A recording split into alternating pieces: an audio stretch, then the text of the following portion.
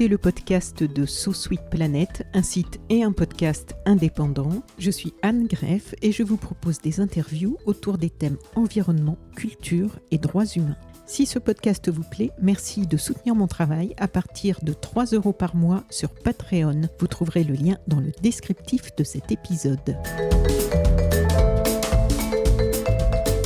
Le Salon du livre africain de Paris, superbe événement de littérature de ce continent, va tenir sa 4e édition du 14 au 16 mars 2025. Donc au moment où nous enregistrons ce podcast, c'est donc le week-end prochain, à partir de vendredi, à la Halle des Blancs-Manteaux dans le 4e arrondissement de Paris. C'est le plus grand événement dédié à la littérature africaine et afro-descendante en Europe. Pour nous en parler, je reçois le fondateur et le président donc de l'association qui s'occupe de ce bel événement. Je reçois donc Éric Monjour. Bonjour Éric. Oui, bonjour Anne. Je suis ravie de te recevoir pour nous parler de ce Salon du livre africain de Paris. Moi, je m'étais rendue donc sur l'édition de 2021, je crois. Pas depuis, parce qu'en fait, je suis en province, donc c'est un peu moins facile de venir dès qu'on a envie de voir quelque chose. Et c'était à l'époque, je crois, à la mairie du 6e. Ce bel événement, en fait, je vais te laisser nous en faire la présentation, si tu veux bien, déjà en quelques mots, puis après on va entrer dans le détail. Qu'est-ce que c'est le Salon du livre africain de Paris ? On comprend un petit peu dans le titre, mais en fait, c'est l'ampleur de l'événement mérite un peu plus de détails, je crois. Voilà, alors ce salon en fait a été créé en 2021. La première édition s'est déroulée à la mairie du 6e arrondissement et dès la première édition, ça a été un grand succès Oui. qui répondait à une vraie demande de toute la diaspora africaine habitant dans la région Île-de-France et plus largement en France, d'être représentée à travers sa littérature dans un salon littéraire. Auparavant, en fait, la littérature africaine était représentée, et bien représentée sur le Salon du Livre de Paris, à travers un pavillon qui était le bassin du Congo pendant quelques années. Ah oui, Ensuite, c'est les vrai. lettres. C'est là où j'ai découvert les livres de Wangari Maathai. Voilà. Et Oui. ensuite, on a eu les lettres africaines qui ont duré pendant 2, 3 ans, et ça s'est arrêté. Et pendant quelques années, il n'y avait pas d'événement consacré à la littérature africaine, et donc ce salon est apparu comme une bouffée d'oxygène pour tous les auteurs africains, dont beaucoup habitent en Europe, hein, il faut le signaler, qui ont eu la possibilité donc de faire connaître leur travail, leurs œuvres, notamment à travers un certain nombre de conférences qui sont organisées tous les ans sur ce salon.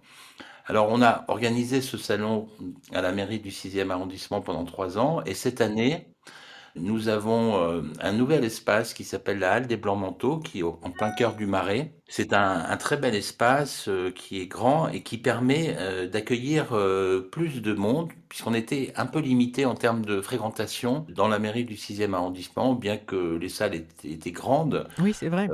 Mais il y avait du On, monde. on avait quand même un peu trop de monde, et donc on a décidé d'élargir un petit peu et de se placer aussi dans un quartier où il y a une très belle fréquentation, ce qui permettra aux visiteurs qui sont dans le quartier d'accéder au salon. Parce il faut le signaler, c'est un salon qui est gratuit. L'entrée est gratuite, ce qui n'est plus tellement le cas dans les salons du livre en général. C'est vrai, c'est même assez cher. C'est même assez cher, et l'accès aux conférences est également gratuit. Voilà, tout ça pour un peu donner le cadre de ce salon. Alors, Oui, on va pour rentrer rentrer, plus dans le détail, oui. oui, pour rentrer un peu plus dans les détails. Donc, c'est un salon qui accueille des éditeurs. Cette année, on aura une centaine d'éditeurs, dont une trentaine viennent spécialement d'Afrique. Alors ça, c'est un point important à signaler pour nous, parce que ça nous permet d'avoir aussi un ancrage sur l'Afrique et d'avoir la possibilité de connaître ce qui est produit en Afrique en termes de littérature, de documents. L'édition en Afrique est encore assez récente et en train de se structurer. Et les voix qui viennent d'Afrique sont différentes de celles qui viennent d'Europe, même si ces voix sont des voix de la diaspora africaine en Europe. Et les problématiques ne sont pas du tout les mêmes, les histoires ne sont pas les mêmes, les intérêts non plus. Donc c'est aussi important d'avoir ce miroir en fait. C'est un miroir de la littérature africaine. C'est aussi un va-et-vient puisque beaucoup d'auteurs qui résident en Europe sont habitués d'aller en Afrique, comme les auteurs habitant en Afrique viennent régulièrement en Europe. Et de fil en aiguille, les éditeurs des Caraïbes sont venus sur le salon. Cette année, on a des éditeurs brésiliens qui sont présents, puisque le Brésil est le pays invité spécial. On a des éditeurs canadiens, si bien que ce salon devient un petit peu le salon de la littérature africaine et afro-descendante. Oui, c'est pour ça qu'il y a cette précision, oui. Oui, c'est important parce que on peut pas cliver l'Afrique et sans parler de tout ce que l'Afrique a apporté au monde à travers des épisodes très malheureux. Mais toute cette culture africaine est présente dans beaucoup de continents et les voix de ces continents sont aussi intéressantes et ça explique un petit peu le thème de cette année qui est voyage en diaspora, voyage au pluriel, diaspora au pluriel, pour bien signifier l'idée de la pluralité des discours, la pluralité des histoires, la pluralité des vécus Mhm. de toute la diaspora africaine à travers le monde. Donc on va donner la parole, comme je le disais tout à l'heure, à des Brésiliens qui sont pas forcément tous afro-descendants, mais le Brésil est aujourd'hui le pays qui compte le plus d'afro-descendants dans le monde. Donc c'est important d'avoir aussi la vision des Brésiliens sur l'Afrique. On a une table ronde notamment qui parle des apports de l'Afrique au Brésil et qui va être très intéressante culturellement. On a aussi les Voix des Caraïbes à travers cette année un hommage à Franck Etienne qui a disparu récemment, qui était un immense auteur haïtien. On a des éditeurs de Martinique, de Guadeloupe. Voilà, ce salon, c'est les voix de l'Afrique, c'est les voix des Caraïbes, les voix de l'Amérique, et c'est aussi les voix des éditeurs installés en Europe.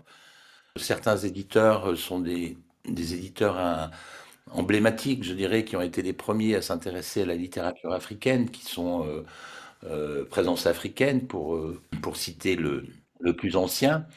On a également les éditions L'Harmattan, qui est un éditeur extrêmement implanté en Afrique, puisque les éditions Harmattan sont présentes au Sénégal, en Côte d'Ivoire, au Cameroun, au Mali. Il y a tout un réseau d'éditeurs qui ont le label Harmattan dans les pays africains, et ces éditions sont souvent considérées comme les plus sérieuses, les plus importantes dans chaque pays. Donc, l'Harmattan est très présent.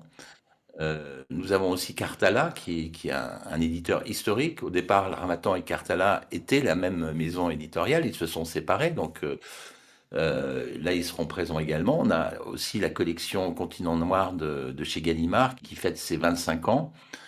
Voilà, tous ces éditeurs qui sont les éditeurs historiques sont aussi présents à travers leurs auteurs. Oui, parce que j'ai vu qu'il y avait plus de 400 auteurs, je crois, Oui, on a cette un nombre année. très important d'auteurs. Et en fait, pour nous, c'est un point assez central, puisqu'on on a effectivement des auteurs qui sont des auteurs un peu plus connus, si vous voulez, des auteurs qu'on pourrait dire stars de la littérature africaine. Mais on essaie aussi de donner la parole à des auteurs qui sont plus invisibles, notamment en offrant la possibilité aux auteurs auto-édités d'avoir une heure de dédicace sur le salon. Donc ça nous permet de faire passer une soixantaine d'auteurs auto-édités. Et ces voix-là sont importantes parce que ce sont souvent des auteurs euh, de la diaspora qui écrivent leurs propres livres et qui financent leur édition et qui ensuite s'en font les porte-paroles à l'occasion de salons, de conférences, etc. Mais c'est également l'opportunité pour des auteurs qui vivent en Afrique de venir présenter leur ouvrage au public parisien. Voilà, donc voilà, les auteurs, c'est le centre d'un salon et ils seront très nombreux. Oui, parce qu'il y a des tables rondes, il y a des hommages aussi. Tu en as parlé avec Franck Etienne. J'ai vu qu'il y avait 3 hommages, je crois, prévus. Oui, on a un hommage à Franck Etienne, donc que je citais. On a un hommage à un footballeur qui s'appelle Jolea, qui est un footballeur camerounais, qui a été d'abord un très grand footballeur, ensuite un diplomate et un personnage très influent dans le sport français et européen, puisqu'en fait, c'est lui qui a mis en place le système d'achat de joueurs, de vente de joueurs, en défendant les droits des joueurs de football, souvent qui venaient d'Afrique, hein. Donc c'est un personnage important qu'on voulait mettre en avant, puisque le Cameroun est le pays invité d'honneur cette année. Donc c'était aussi l'opportunité de mettre en avant un Camerounais notoire et admirable. Oui, il y a un pays invité spécial et un pays invité d'honneur. Voilà, on a un pays invité d'honneur qui est le Cameroun, qui est un pays africain. Le pays invité d'honneur, c'est toujours un pays africain. Et le pays invité spécial, c'est un pays qui représente une diaspora particulière dans le monde. Cette année, on entre dans l'année France-Brésil, donc le Brésil est tout naturellement devenu le pays invité spécial du salon. D'accord. Alors, on va finir sur les hommages. Enfin, Alors, le continuer dernier sur les hommage, hommages. Oui, oui, c'est un hommage à un poète malgache, Réa Barivello, oui. que je prononce peut-être mal, mais qui est un immense poète malgache qui est aussi un immense auteur africain. Mhm. On pense moins à Madagascar quand on pense à l'Afrique. C'est un pays continent d'une certaine façon un peu isolé, mais c'est un auteur qui a beaucoup influencé les poètes africains et les poètes européens, il était très présent en France pendant toute sa carrière littéraire. D'accord. Et j'ai vu aussi, je ne sais pas si ça a été gardé, un hommage à Frantz Fanon. Ah oui, oui, oui, c'est effectivement un hommage à Frantz Fanon, dont on fête le centième anniversaire de la naissance. Donc Frantz Fanon, que tout le monde connaît maintenant, est un personnage assez incontournable de la négritude, de la pensée noire des origines, entouré de Césaire, de Senghor, de tous ces gens qui ont aussi concouru à la création de la maison d'édition Présence africaine. D'ailleurs, on a un éditeur algérien qui s'appelle Frantz Fanon, parce que Frantz Fanon a eu aussi un rôle important au moment de la guerre d'Algérie. 2 prix littéraires seront remis.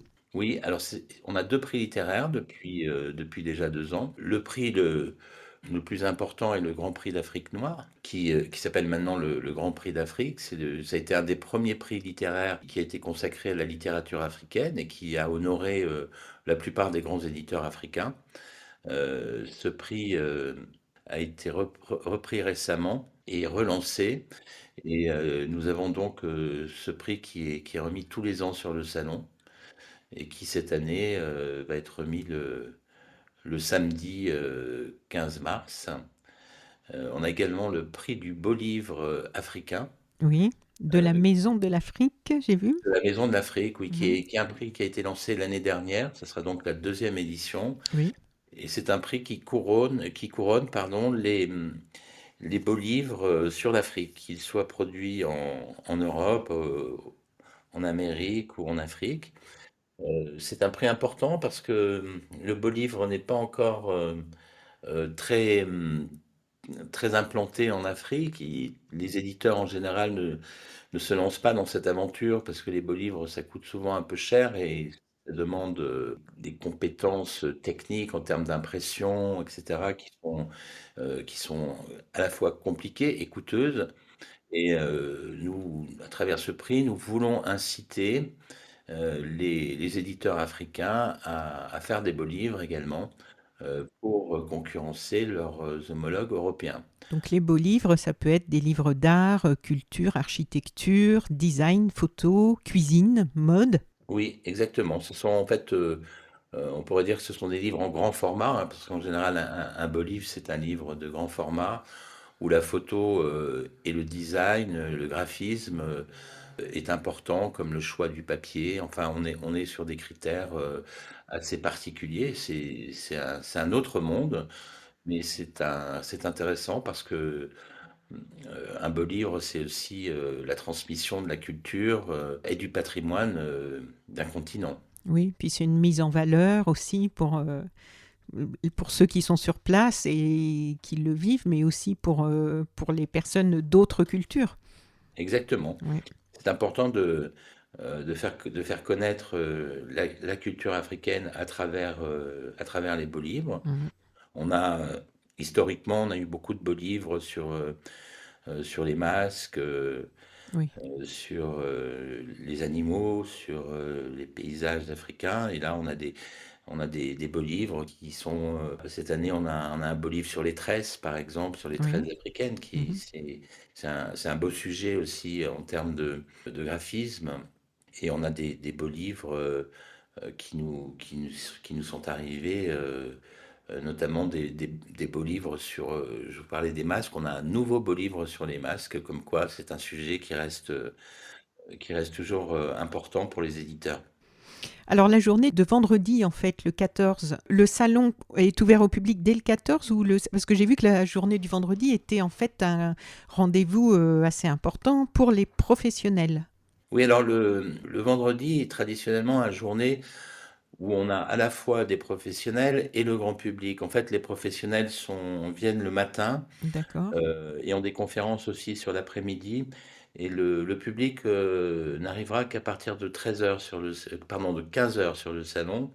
Et toute la matinée et le début d'après-midi sera donc consacré à des thématiques professionnelles. On a une thématique sur la littérature jeunesse où on va essayer de créer des passerelles entre les éditeurs de la diaspora, les éditeurs jeunesse de la diaspora et les éditeurs jeunesse en Afrique. On a une conférence sur une présentation du prix 5 continents de l'Organisation internationale de la francophonie, qui est un prix important qui touche, comme son nom l'indique, les 5 continents, mais les écrits africains sont souvent primés sur ce prix. Et l'ambition, c'est de donner envie aux éditeurs africains de présenter leurs auteurs à ce prix pour élargir un petit peu l'offre de livres. On va avoir une conférence sur les salons du livre organisés en Afrique et l'organisation d'une mise en réseau de ces salons pour faciliter les échanges, la communication et pour créer une dynamique qui permette à tous les salons de fonctionner ensemble, Ah, très bien. notamment En sur le réseau, quoi, de mettre un peu en plus de... Oui, réseau, notamment sur le choix des dates, sur le partage des auteurs, des conférences, des thématiques, des pays invités. très Enfin, bien. il y a tout un travail qui peut être fait dans ce sens pour faciliter et donner plus de corps et Oui, de amplifier le... amplifier le phénomène, puisque les salons du livre en Afrique existent. Les plus importants sont dans le nord de l'Afrique, en Algérie, au Maroc. On a les salons les plus importants, mais de fil en aiguille, les salons en Afrique subsaharienne se renforcent. Le Salon international du livre d'Abidjan est un salon qui prend de l'ampleur et dont le Salon du livre africain de Paris est partenaire. Les 72 heures du livre de Conakry est également un salon qui prend de l'ampleur, mais on a également des salons un peu partout, à Douala, au Cameroun, à Yaoundé au Cameroun, au Togo, au Bénin. On a la rentrée du littéraire au Mali, Mhm. mais tout ça est encore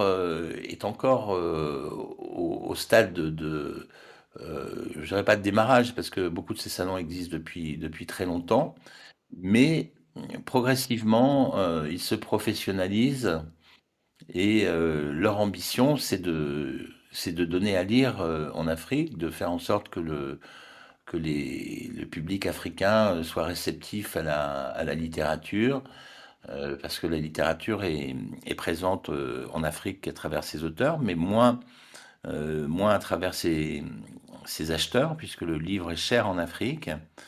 Et notre objectif, c'est de faciliter à la fois la mise en relation entre les éditeurs et le public en Afrique, et également de faciliter l'accès aux livres, notamment chez les jeunes générations. D'accord. Donc pour continuer le petit tour le gros tour de la journée du vendredi 14. Donc là, on était sur les salons du livre en Afrique. Je vois après la diffusion du livre au Cameroun à l'ère du numérique. Oui, alors on a quelques conférences qui sont centrées sur le Cameroun, qui est le pays invité d'honneur. C'est une façon de donner à la délégation camerounaise qui va venir sur Paris une place sur les conférences et notamment une façon d'expliquer aussi comment marche leur modèle éditorial. Ça sera intéressant aussi, je pense, pour les éditeurs présents qui viennent d'autres pays et pourquoi pas de créer des liens éditoriaux puisqu'on a sur ce salon un carrefour des droits qui existe depuis 2 ans maintenant. C'est un carrefour, comme son nom l'indique, qui permet aux éditeurs de se rencontrer Mhm. afin de proposer des sessions, des acquisitions. C'est un moment, je dirais, où on met à disposition une salle où les éditeurs peuvent se rencontrer, présenter leurs livres et parler ensemble de travail en commun. D'accord. Alors, qu'est-ce qu'on a d'autre le vendredi 14 pour les professionnels? La bande dessinée africaine sur On le a, continent et en diaspora. oui, on a cette table donc qui est une table. Souvent, la bande dessinée est abordée de façon grand public. Là, on a décidé de l'insérer dans un cadre plus professionnel parce qu'on a beaucoup d'éditeurs de bande dessinée en Afrique, notamment au Cameroun. La bande dessinée est assez développée. Et en France, dans la diaspora, certaines maisons d'édition sont nées ces dernières années. Mhm.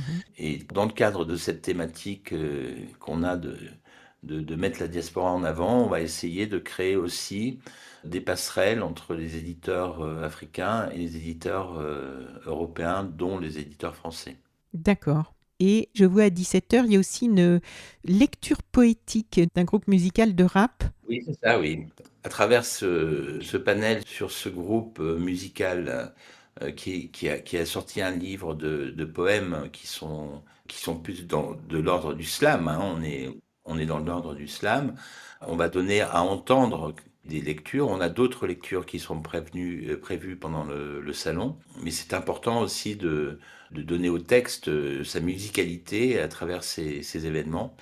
Je vous parlais tout à l'heure du footballeur Eugène Joléa. On aura donc une conférence sur ce personnage qui sera samedi 14 de 17h à 18h. Samedi 15 ou vendredi Non, 14? non, vendredi 14, pardon, Vendredi 14, oui. de 17 à 18h. D'accord.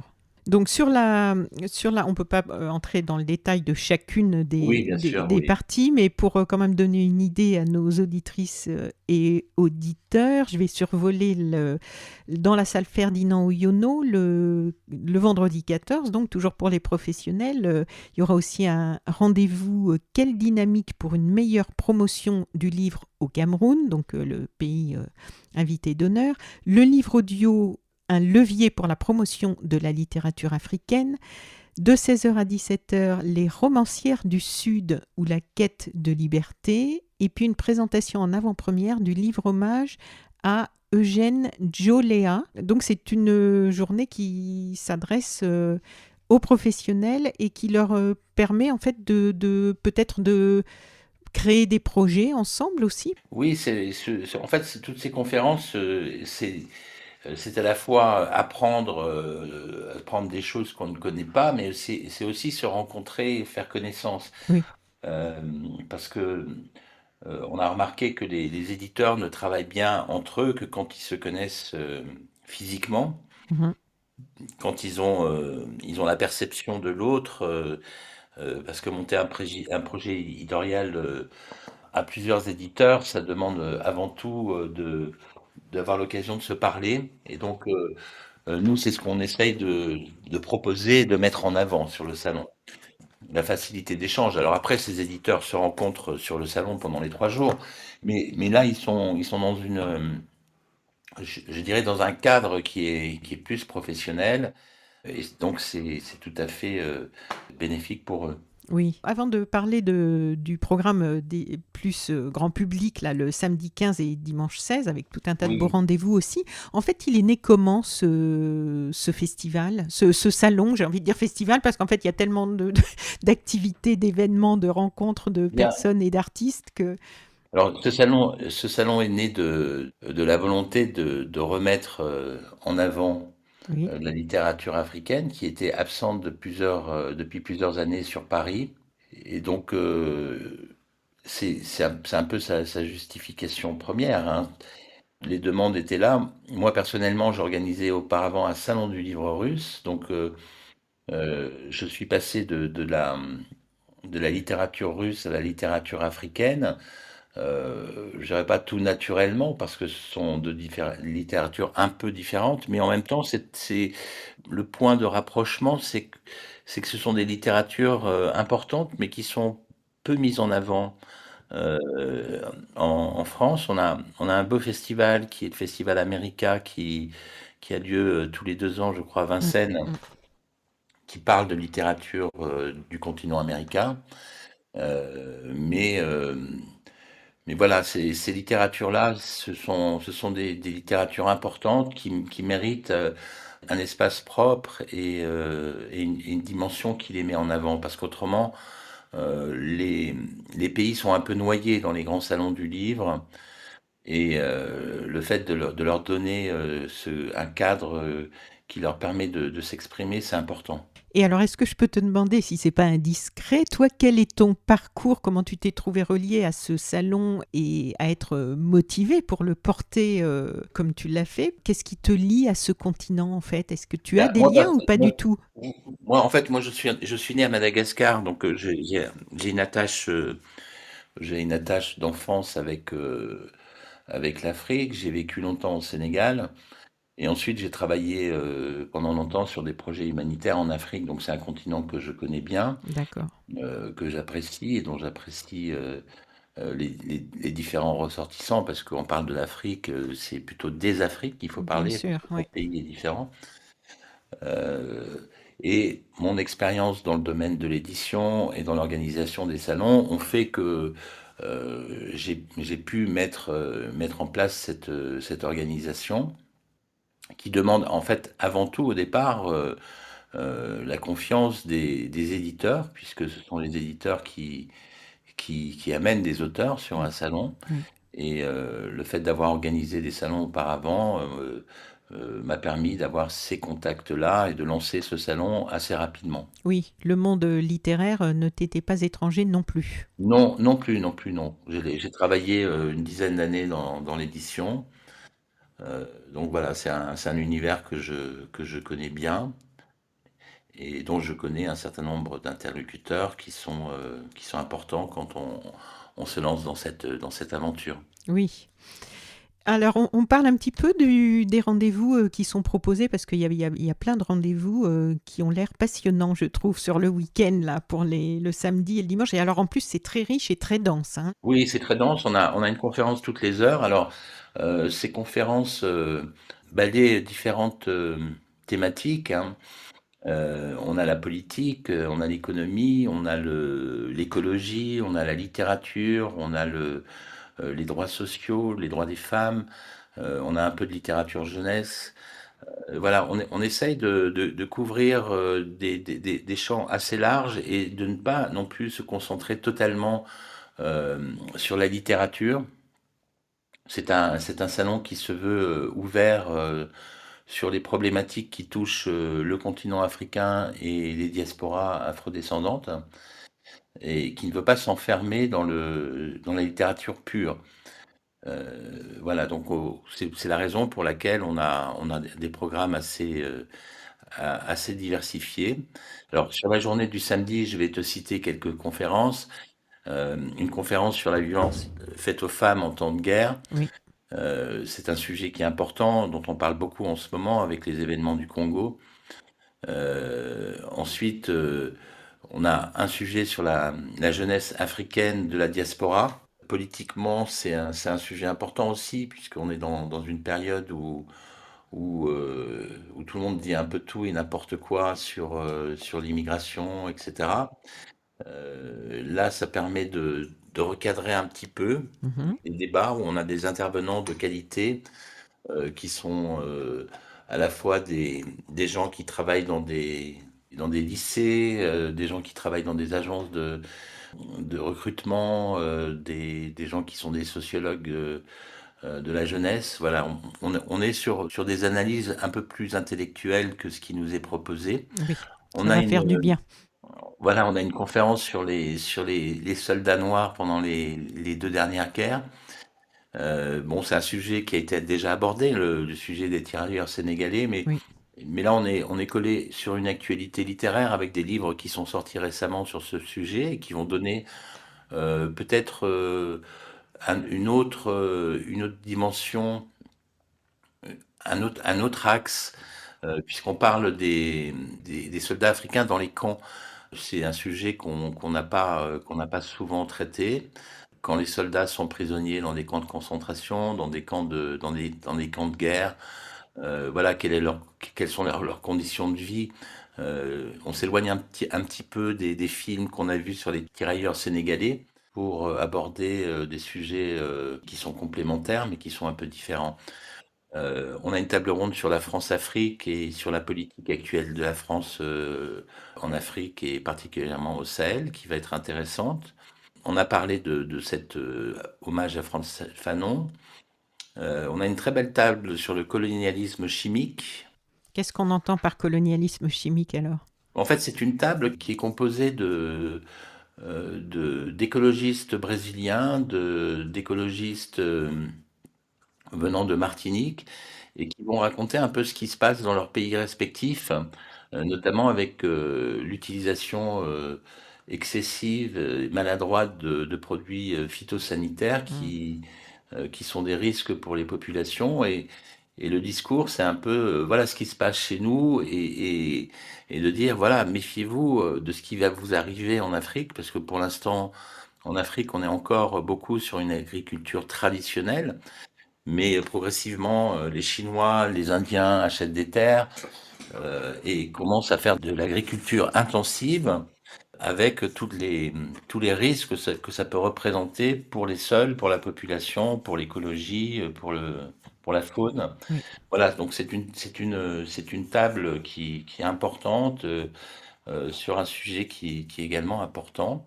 On a deux tables sur la politique et la politique abordée là de façon à la fois philosophique, à la fois institutionnelle, puisqu'on essaie de mettre en avant les problèmes politiques que rencontre l'Afrique depuis les indépendances et peut-être de proposer des solutions, en tout cas faire des constats euh, d'une situation qui évolue pas forcément dans le bon sens en termes démocratiques.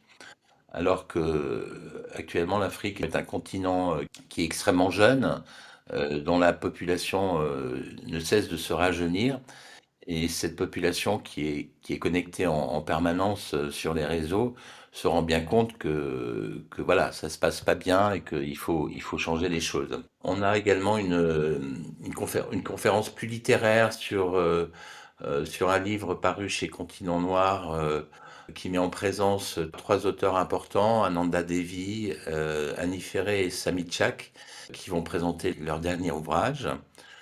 On a également des interventions d'artistes. Cette année, on a deux conférences qui vont présenter le travail, les réflexions des artistes sur le continent africain, sur la place de l'art sur le continent africain et dans le reste du monde. Et ça va être, je pense, également très intéressant. Une de ces conférences sur l'art verra l'intervention de Barthélemy Togouo, l'artiste camerounais que l'on connaît bien aujourd'hui. Également Jean-François Boclet, un artiste de Martinique. La présence de l'art va être cette année plus importante que les années précédentes. On aura un focus également sur les nouveaux auteurs sénégalais. Le Sénégal est un pays qui a fait parler de lui récemment avec le prix Goncourt attribué à Oui. Mbougar Sarr. Mais on a également de nombreux auteurs sénégalais qui sont maintenant très connus dans le monde entier, comme Boris Boubacar Diop, comme Felwine Sarr. Felwine Sarr également. Mais là, on a trois auteurs qui seront présents, Farid Dao, Cheikh Amadou Bamba Ndiaye et Fanta Touré, qui seront modérés, et ça c'est, il faut le signaler, par Mohamed Bougarsar, Oui, qui a choisi d'assurer une modération et non pas de se mettre en valeur, et il faut le saluer. très bien. Voilà, on aura une conférence sur les écritures insulaires avec deux auteurs, Gaël Octavia et Gaël Bellem, l'une de la Réunion et l'autre de la Martinique, qui parleront à travers les nouvelles qu'elles viennent d'écrire et de sortir pour les 25 ans de la collection Continent Noir, qui parleront de leur insularité. On aura également aussi insularité à travers la conférence qui s'intitule Partir pour exister avec Michel Rakotosson, donc qui est une écrivaine malgache qui parlera de l'exil, de ce qu'on peut ressentir quand on est parti de chez soi, quel est le rapport au pays dans lequel on est et le rapport au pays duquel on est parti. Et une conférence qui elle, est plus économique, qui s'intitule de façon un peu provocatrice, l'Afrique sera-t-elle la catastrophe du 21e siècle, qui mettra en avant deux auteurs, Serge Ménet et Joël Télessia, à Soko, qui tous deux ont écrit des livres sur les économies africaines pour mettre en avant l'idée que tout n'est pas aussi rose qu'on veut bien le dire sur la croissance africaine et que les problèmes sont plus importants que les réussites, puisque l'argent, en général, de cette croissance est capté par peu d'individus, bénéficie souvent à des gros groupes, notamment sur l'extraction minière, sur l'accaparement des terres, Mm. et que finalement, dans un continent où la population augmente extrêmement vite, les ressources ne seront pas suffisantes pour absorber cette croissance de la population et qu'on risque de se retrouver dans des situations assez catastrophiques d'ici quelques années. C'est un peu un rappel à ce livre qu'avait écrit René Dumont, L'Afrique noire est mal partie, il y a quelques années, hein, au moment des indépendances.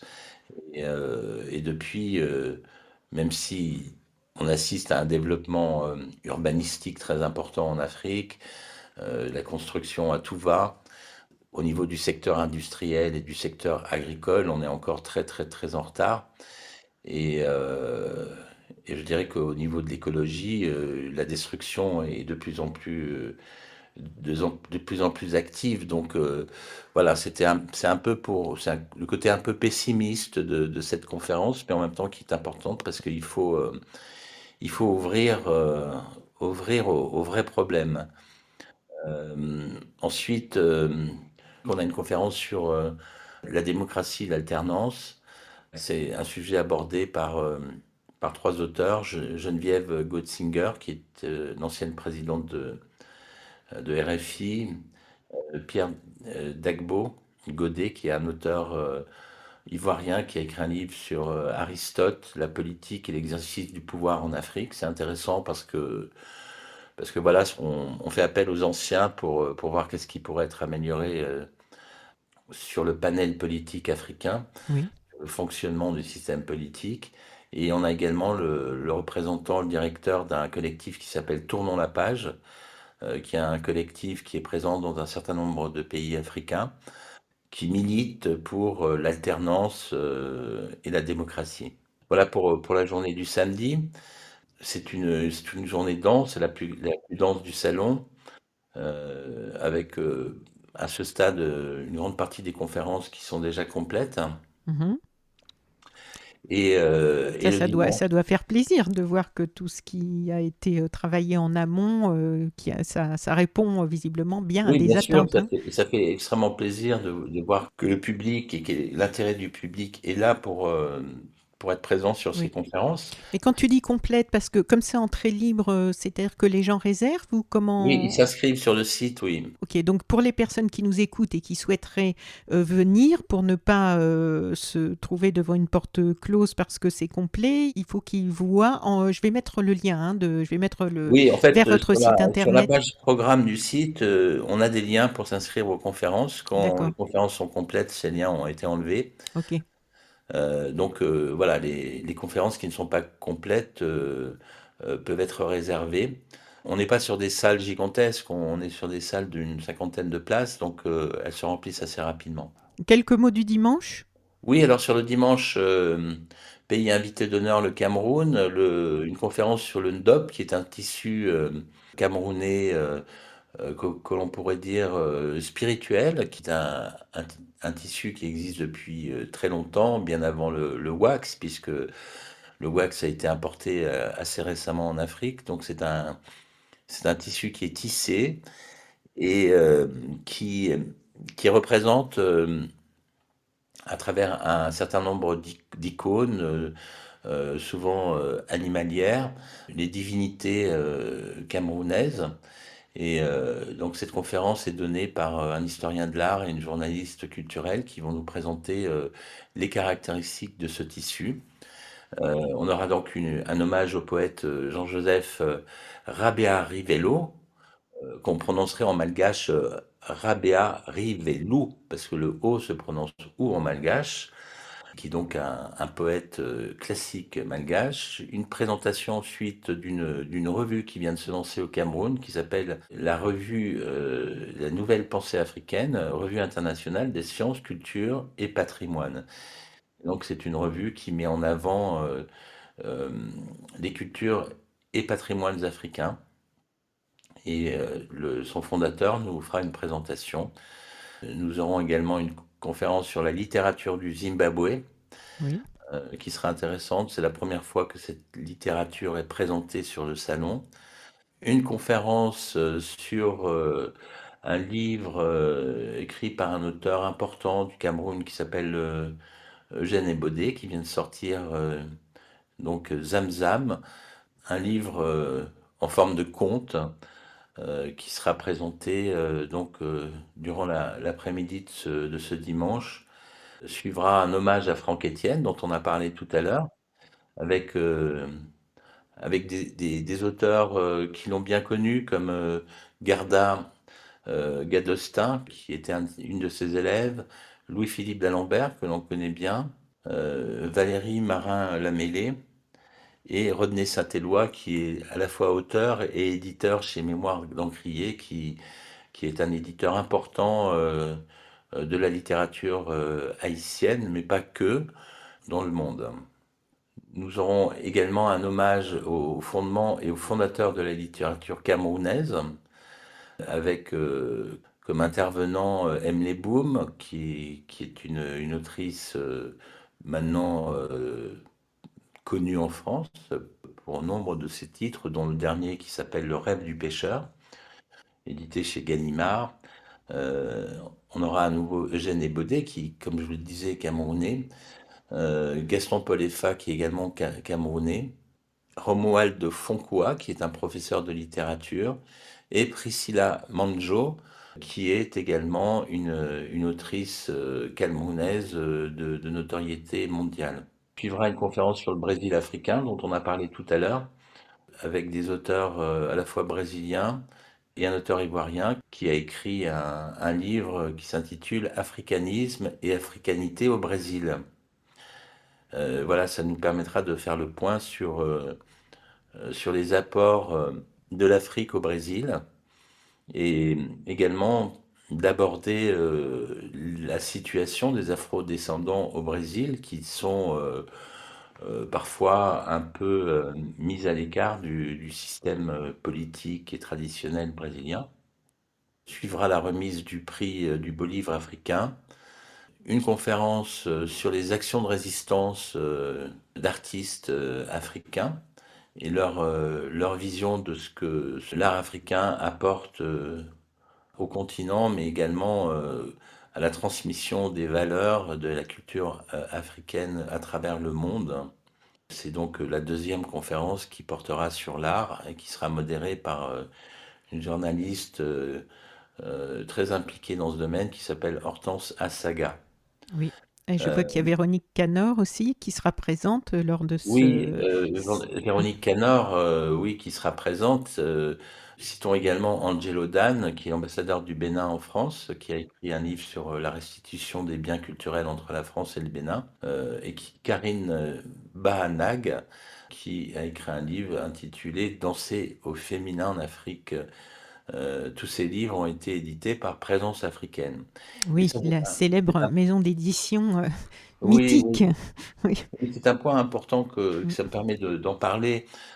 C'est qu'on essaie de travailler dans l'organisation des conférences avec les éditeurs qui nous soumettent des propositions. Oui, Et c'est important pour nous que les éditeurs soient aussi investis dans l'organisation de ces conférences.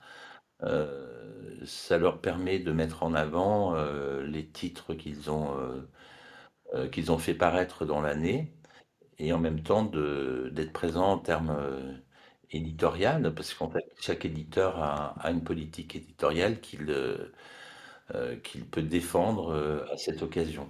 On aura également une conférence intéressante sur les diasporas et le renouveau du panafricanisme, avec des auteurs comme Calixte Beyala, Jean-Christophe Folly, Armand Gauze.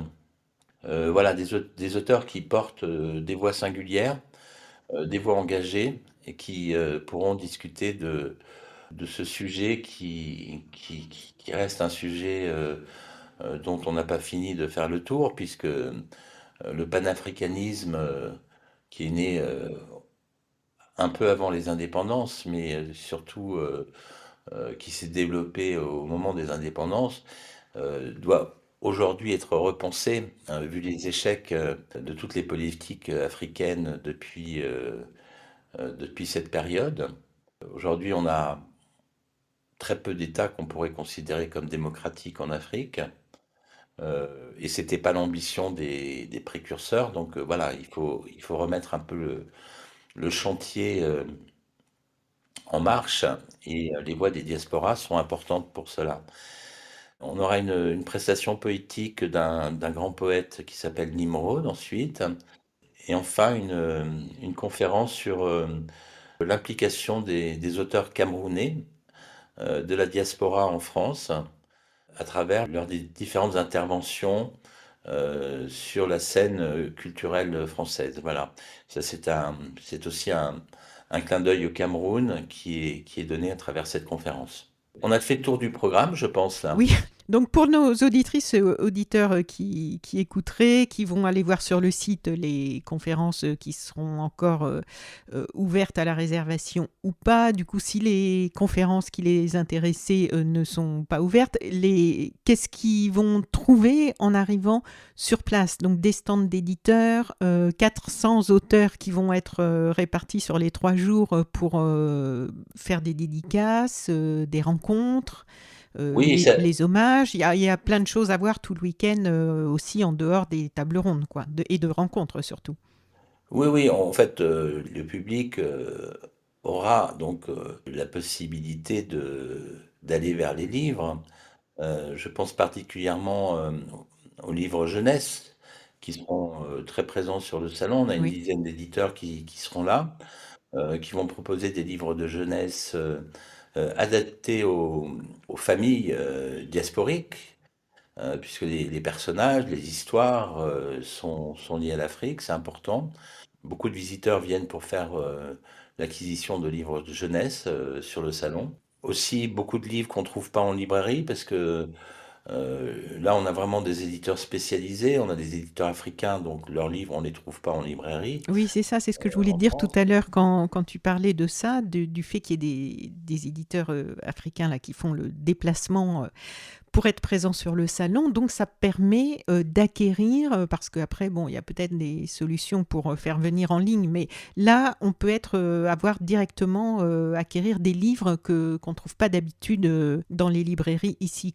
Oui, tout à fait.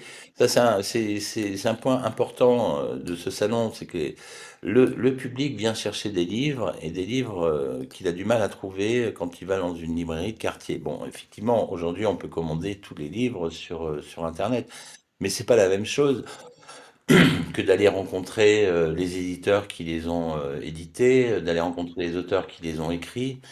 Je pense à beaucoup de livres, par exemple, des dictionnaires de langues africaines vers le français, vers l'anglais, qui sont vendus à cette occasion, qu'on ne trouve nulle part ailleurs. Euh, je pense aussi à des livres plus savants, notamment édités chez Cartala ou L'Harmattan, qu'on ne trouve pas forcément chez les libraires. Il y a une très grande production, mais souvent ce sont des livres qui ont peu de résonance et peu de notoriété, qui sont parfois extrêmement importants parce qu'ils font, s'ils n'existaient pas, eh bien on n'aurait plus de traçabilité d'un certain nombre de cultures, de langues. Ça permet d'avoir une offre extrêmement large, également par pays, parce que sur les diasporas, eh bien, il y a autant de diasporas que de représentants de pays d'Afrique. Et le visiteur ivoirien ira plutôt vers des éditeurs ivoiriens au départ. Après, il ira vers les autres. Mais en général, on va quand même vers son pays d'origine. Ok, très bien. Donc, Eric, vraiment un grand merci pour ton temps, parce que là, on est à quelques jours de l'ouverture du salon, donc je Oui, sais que absolument. je vais te laisser repartir à tes occupations. Est-ce que, pour terminer, ce que tu peux nous dire depuis le premier salon, puisque c'est la 4e édition, toi, quel est ton ressenti de l'évolution du salon et qu'est-ce que tu attends comme chose à améliorer et de quoi tu te réjouis par rapport aux choses qui ont déjà bien évolué, qui pouvaient être des attentes après le premier salon? Eh bien, moi, ce dont je me réjouis, c'est de voir que le salon prend corps tous les ans, qui suscite toujours autant d'intérêt, voire plus. Oui, Ça, c'est important pour sa continuité, son existence, et puis le travail que font les éditeurs dans tous ces pays, qui n'est pas un travail souvent facile, hein, puisque, comme je le disais tout à l'heure, la consommation de livres est encore un peu balbutiante en Afrique, et, et très généralement dans le monde éditorial, hein, on est sur des difficultés pour tous les éditeurs. Difficulté à exister, difficulté à faire des livres, à vendre des livres. Donc ce salon, c'est important parce que c'est un moment dans l'année où les éditeurs peuvent vendre des livres, trouvent un public, et ça, c'est ce qui est, je crois, le plus réconfortant. oui. Donc, on croise les doigts pour que tout se Voilà. passe comme prévu et même bien au-delà, en belle rencontre, en belle surprise. Félicitations et puis tout le meilleur. Eh bien, merci. Merci à toi. Et puis j'espère qu'on aura l'occasion de se voir très vite. Oui, ben, j'espère aussi. Bon, bah, très bien. Eh bien, Bah, merci à toi. merci beaucoup, bonne continuation, bonne journée et surtout bon salon. Au revoir. Merci. Bye bye. Si ce podcast vous a plu, n'oubliez pas de me mettre une bonne note sur votre application de podcast, par exemple 5 étoiles sur Apple Podcast, et de me laisser un petit commentaire. So Sweet Planet, c'est un site et un podcast indépendant. Merci donc de soutenir mon travail à partir de 3 € par mois sur Patreon. Vous trouverez le lien dans le descriptif de cet épisode.